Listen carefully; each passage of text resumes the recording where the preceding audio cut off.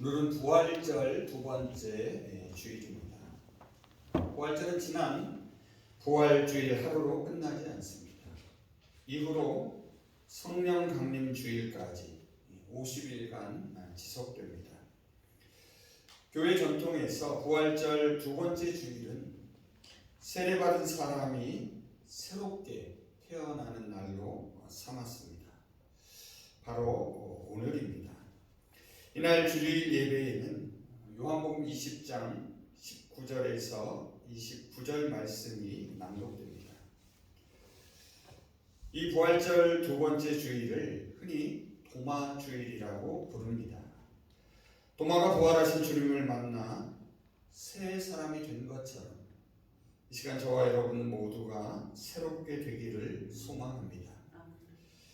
지난 부활주일이 주님이 부활하신 날이라면 오늘 부활절 두 번째 주일은 도마처럼 저와 여러분이 부활하는 날입니다. 부활은 두려움을 극복하게 합니다. 부활은 다친 마음을 열게 합니다. 부활은 상처를 치유합니다. 부활은 모든 것을 새롭게 시작하게 합니다. 오늘 말씀을 보면 어둠 속에서 숨죽이고 숨어있는 사람들이 있습니다. 그들은 두려움 때문에 문을 걸어 잠그고 있습니다. 안식 후 첫날 저녁에 두려움의 문을 닫고 숨어있는 사람들은 주님의 제자들입니다. 왜 이들은 지금 숨어있는 것일까요? 사실 앞선 말씀을 보면 그들은 몇 시간 전에 마리아로부터 주님이 부활하셨다는 소식을 들었습니다. 하지만 그들은 여전히 어두움과 두려움 가운데 있습니다. 주님이 다시 사셨다는 사실을 믿을 수 없었습니다. 믿지 못하기에 주님의 부활은 그들의 삶에 아무런 영향을 미치지 못했습니다. 저와 여러분도 지난 주일에 주님의 부활을 기억하며 기념하며 기쁨을 함께 나누었습니다. 그렇다면 주님의 부활이 지난 한 주간의 삶 속에서 우리에게 얼마나 영향을 미쳤는지요. 제자들은 한 곳에 함께 모여 있다는 사실로 위안을 얻으려는 것처럼 보입니다. 어쩌면 저와 여러분도 여전히 불안하고 두려운 삶 속에서 이렇게 함께 모여 예배함으로 위안을 얻고 있는지도 모릅니다. 계속되는 두려움이 제자들을 오히려 한 곳에 모여 있게 만들었습니다. 그런데 주님이 바로 그들 가운데 나타나십니다. 어둠 가운데 있는 사람들에게 주님이 나타나셨습니다. 두려워서 숨어있는 사람들에게 주님이 찾아오셨습니다. 오늘 불안과 염려와 두려움 가운데 숨어있는 저와 여러분에게도 부활하신 주님이 찾아오십니다. 우리는 요한이 전해주는 부활 이야기를 함께 읽었습니다. 이제 오늘 말씀을 지도삼아 부활하신 주님이 나타나신 현장으로 함께 가보겠습니다. 우리가 2000년 전 주님의 부활 현장에 가볼 수 있는 유일한 길은 기록된 말씀을 통해서입니다. 오늘 읽은 요한복음 20장 19절에서 29절 말씀은 부활하신 주님이 두 차례 제자들에게 나타나신 사건을 전해줍니다. 첫 번째는 19절 이하입니다. 가룟 유다와 쌍둥이 도마를 제외한 10명의 제자들에게 주님이 나타나셨습니다. 그리고 두 번째는 26절 이하입니다. 정확히 일주일 후에 같은 장소에서 도마를 포함한 11명의 제자들에게 나타나십니다. 특히 주님이 도마와 이야기를 나누시는 장면이 인상적입니다. 일주일의 시간차를 두고 부활하신 주님이 두 차례 제자들에게 나타나십니다. 여기에는 몇 가지 공통점이 있습니다. 우리가 주목할 점들이 있습니다. 첫째로 같은 요일, 똑같은 시간대에 부활하신 주님이 나타나십니다. 19절을 보시면 마리아가 주님을 만났던 바로 그날, 즉 안식 후 첫날 저녁에 주님이 제자들에게 나타나십니다. 그리고 26절을 보면 그날 이후 8회를 지나서 8일 후에 또다시 나타나십니다. 유대인들은 날짜를 셀 때에 당일부터 셉니다. 그래서 8회가 지났다라는 말은 7일, 즉 일주일이 지난 것입니다. 따라서 26절은 한 주가 지난 다음 일요일을 가리킵니다. 지난주가 부활주일이었기 때문에 바로 오늘인 셈입니다. 19절에서 지난 일요일에 부활하신 주님이 그날 저녁에 제자들을 찾아오셨습니다. 그리고 26절에서 8회가 지난 다음 일요일 저녁에 또 찾아오십니다. 정확하게 일주일의 간격을 두고 주간의 첫날에 부활하신 주님이 제자들에게 나타나셨습니다. 또한 19절을 보시면 그때는 저녁 때였습니다. 제자들은 유대 사람들이 무서워서 문을 모두 닫아 걸고 있었습니다. 그리고 26절을 보시면 일주일 뒤 제자들이 또다시 집안에 모여 있습니다. 마찬가지로 문을 잠그고 있습니다. 따라서 이때도 저녁이었음을 알 수 있습니다. 온 땅을 어둠이 덮을 때 부활하신 주님이 2차례 나타나십니다. 제자들이 어둠에 갇혀 있을 때에 주님은 부활의 빛으로 그들을 비추어 주셨습니다. 어둠을 물리치는 빛은 하나님이 천지를 창조하실 때를 떠올리게 합니다. 창세기 1장 2절을 보면 땅이 혼돈하고 공허하며 흑암이 깊음 위에 있었다라고 말합니다. 바로 그때에 하나님은 빛이 있으라라고 말씀하십니다. 그 끝을 알 수 없는 어둠 가운데 빛을 비추셨습니다. 그래서 부활은 새로운 창조의 시작을 보여줍니다. 그래서 부활은 단순한 소생이나 환생이 아닙니다. 새 생명으로 다시 시작하는 탄생입니다. 다음 둘째로 똑같은 장소에 함께 모여 있을 때에 부활하신 주님이 나타나십니다. 다시 19절을 한번 보시기 바랍니다. 제자들이 한 곳에 모여 있을 때에 주님이 나타나셨습니다. 그리고 26절에서도 그들이 다시 그 집안에 모여 있을 때에 또 나타나십니다. 여기서 우리는 제자들이 함께 모여 있음에 주목하게 됩니다. 여러분, 두려워하는 사람들이 함께 있으면 두려움이 커지는 것이 아니라 줄어듭니다. 이전에도 말씀드린 기억이 있는데요. 제가 초등학교 시절이었습니다. 시골에서 목회를 하던 부모님은 주일 저녁마다 교회에 가셨습니다. 저는 어린 두 동생과 함께 교회 옆 서택에 홀로 남아 있었습니다. 물론 문을 꼭 걸어 잠그고 있었습니다. 하지만 무서운 생각이 떠나지 않았습니다. 그런데 어린 두 동생이 함께 있다는 사실이 의지가 되고 조금은 덜 무서웠던 기억이 있습니다. 하지만 두려움은 매 주일 저녁마다 반복되었습니다. 문을 꼭 잠근다고 두려움이 사라지지 않습니다. 함께 모여있는 것이 두려움을 극복하는 궁극적인 해결책도 아닙니다. 그런데 모두가 두려워하고 불안해하는 바로 그 한복판에 주님이 함께 계시면 달라집니다. 부활하신 주님이 두려움의 벽을 허물고 그들 한가운데 나타나십니다. 한 곳에 함께 모여있는 그 한복판에 주님이 함께 하셔야 합니다. 바로 그때 그곳에서 우리는 불안과 염려와 두려움을 이겨낼 수 있습니다. 지금 이 시간 함께 모여 예배하는 우리 가운데 주님이 함께 하십니다.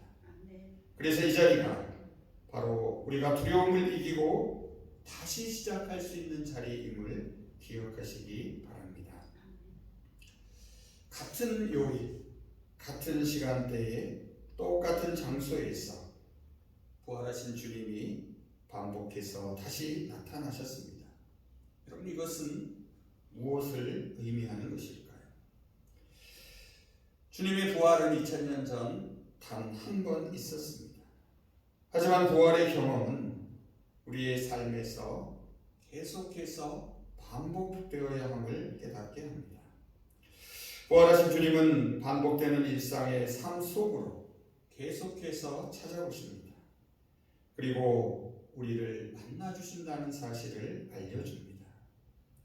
여전히 어둠 가운데 있고 아직도 두려움 가운데 있는 저와 여러분을 언제나 만나주십니다.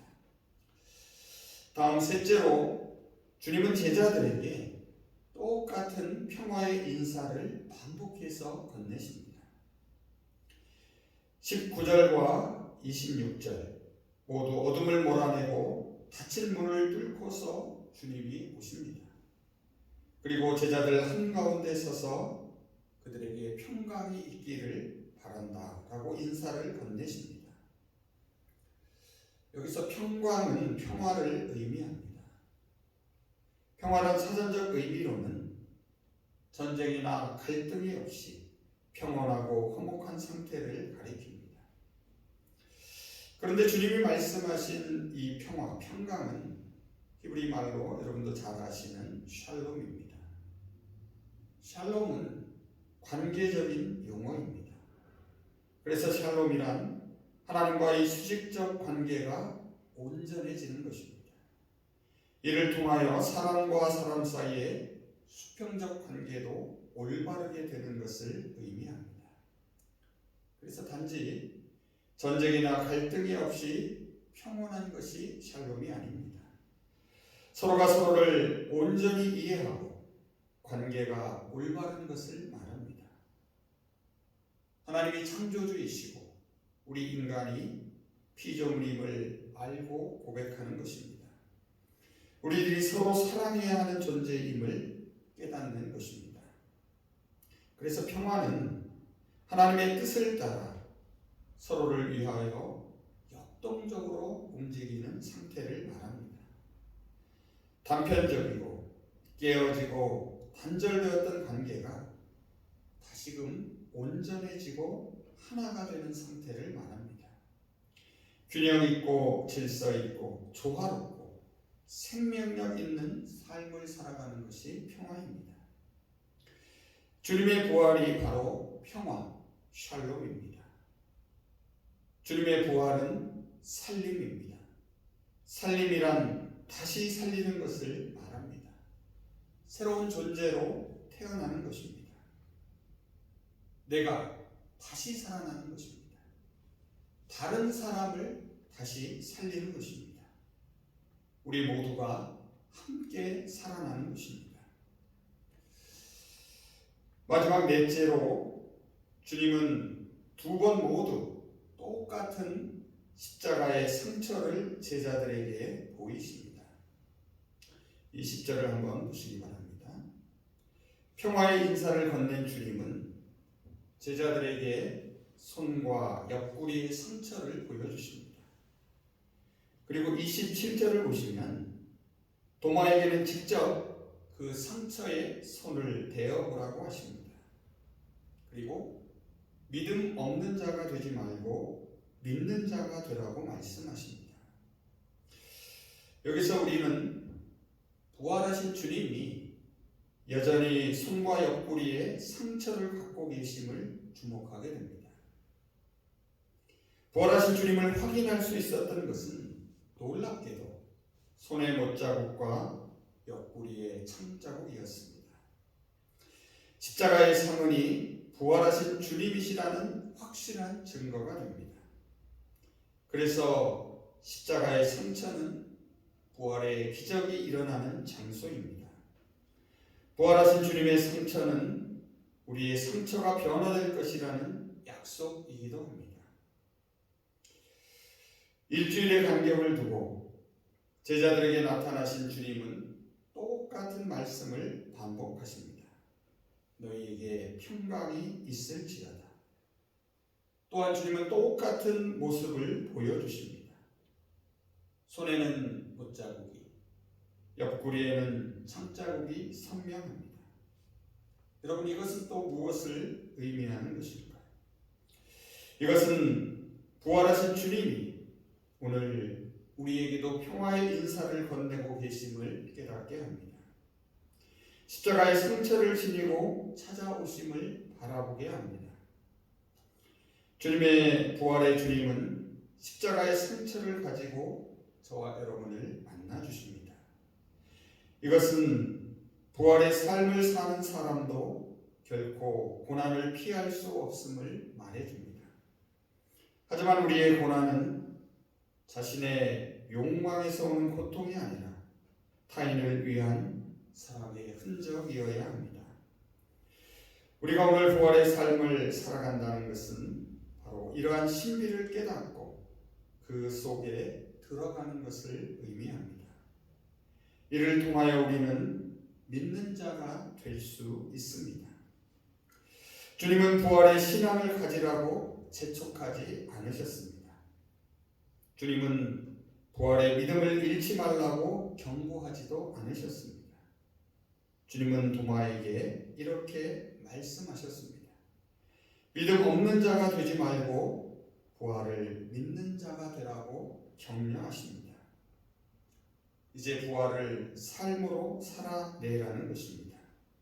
그래서 부활을 믿는 자로 되어져 가라는 것입니다. 계속해서 만들어져 가는 것입니다. 이는 주님이 우리를 믿는 자로 만들어 주시겠다는 약속입니다. 우리가 부활을 믿고 부활의 삶을 사는 것은 그래서 은총이고 선물입니다. 이제 말씀을 정리해 보겠습니다. 부활하신 주님은 같은 시간에 같은 장소에 반복해서 나타나셨습니다. 정확히 일주일의 간격을 두고 한 주를 시작하는 첫날에 주님은 제자들에게 나타나셔서 똑같은 말씀을 반복하십니다. 너희에게 평강이 있을지어다. 똑같은 모습을 하고 계십니다. 손에는 못자국이, 옆구리에는 창자국이 선명합니다. 그리고 믿음 없는 자가 되지 말고 믿는 자가 되라고 말씀하십니다. 믿는 자가 된다는 것은 주님의 부활을 반복해서 계속 경험하는 것을 말합니다. 주님의 부활은 2000년 전에 있었던 단 한 번의 사건입니다. 하지만 부활의 경험은 우리의 삶 속에서 계속해서 다시 반복될 수 있습니다. 반복되어야만 합니다. 왜냐하면 주님이 우리 가운데 살아 계시기 때문입니다. 그래서 믿는 자가 되라는 것은 부활의 주님이 우리의 일상의 삶 속으로 찾아와 함께 하시겠다는 약속입니다. 그런데 놀라운 것은 부활하신 주님이 여전히 손과 옆구리에 상처를 가지고 계시다는 사실입니다. 부활의 삶을 사는 사람도 고난의 흔적을 가집니다. 고난의 흔적이 있는 사람이 부활의 삶을 살 수 있습니다. 그 고난의 흔적은 타인을 위한 사랑의 흔적이어야 합니다. 주님은 부활의 증인으로 살아갈 수 있도록 우리에게 성령을 부어주십니다. 우리로 하여금 주님의 사절로서 세상에서 죄 용서를 선포하게 하십니다. 죄 용서를 통하여 새로운 삶의 기회를 선포하는 것은 부활의 생명을 전하는 것입니다. 용서는 부활의 주님이 우리에게 베풀어 주신 사랑을 구체적으로 실천하는 것입니다. 용서는 우리의 일상의 삶에서 새로운 시작을 가능하게 하는 사랑의 행위입니다. 용서를 전하는 부활의 삶을 통하여 우리는 믿는 자가 됩니다. 부활을 보지 못하고도 믿게 됩니다. 주님은 보지 못하고 믿는 자가 복되다라고 말씀하십니다. 우리는 주님의 부활을 보지 못했습니다. 앞으로도 보지 못할 것입니다. 하지만 우리는 주님의 부활 소식을 들었습니다. 부활을 경험한 사람들의 변화된 삶을 알고 있습니다. 무엇보다도 부활하신 주님이 지금도 우리 가운데 함께 계십니다. 이 믿음만이 부활에 참여할 수 있게 합니다. 우리는 믿는 자가 되어 삶으로 주님의 부활을 보여줄 수 있습니다. 부활을 보지 못하고 믿는다라는 것은 부활하신 주님이 바라보시는 곳을 함께 바라보며 사는 것을 말합니다. 지금 이 시간 우리를 바라보시는 부활하신 주님을 바라보시기 바랍니다. 그리고 우리의 쌍둥이인 도마처럼 손과 옆구리에 상처를 지니신 그 예수님을 나의 주님, 나의 하나님으로 고백할 수 있기를 소망합니다. 믿는 자가 된다는 것은 바로 십자가의 주님을 나의 하나님으로 삼는 것입니다. 보지 못하고 믿는 자는 보이지 않는 주님을 나의 주님으로 섬기는 것입니다. 십자가의 상을 가진 예수님을 자신의 주인과 하나님으로 고백하는 사람은 참된 생명으로 부활한 것입니다. 서두에 말씀드린 바대로 오늘은 우리가 부활하는 부활절 두 번째 주일입니다. 부활하신 주님이 저와 여러분의 주인이 되어주셔서 우리를 새롭게 통치하시며 다스려 주시기를 간절히 소망합니다. 이제 부활하신 주님의 음성을 들으며 말씀을 마치겠습니다. 도마에게 이르시되 내 손가락을 이리 내밀어 내 손을 보고 내 손을 내밀어 내 옆구리에 넣어보라.